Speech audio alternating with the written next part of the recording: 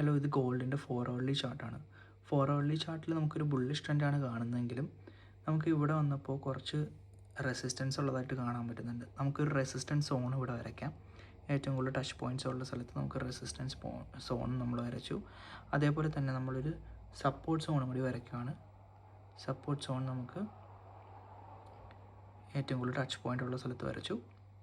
അത് കഴിഞ്ഞിട്ട് നമ്മൾ ഈ ചാർട്ട് ഒന്നുകൂടി സൂം ഇൻ ചെയ്ത് 1 hourlyയിലേക്ക് ആക്കുവാണ്.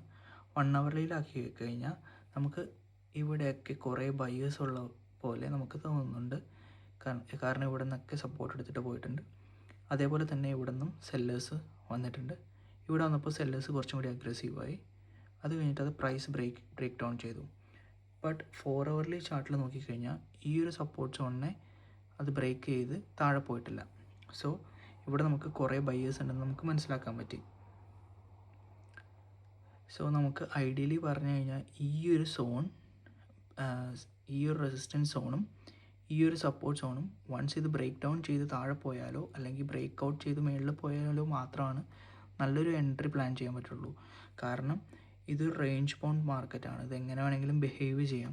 സോ ഒരു ബെറ്റർ ട്രേഡിന് വേണ്ടിയിട്ട് നമ്മൾ ഇത് ബ്രേക്ക് ഡൗൺ ചെയ്യുമോ അല്ലെങ്കിൽ ഒരു റെസിസ്റ്റൻസ് സോണ് ബ്രേക്ക് ഔട്ട് ചെയ്യുകയോ ചെയ്യാൻ വേണ്ടിയിട്ട് നമുക്ക് വെയിറ്റ് ചെയ്യാം.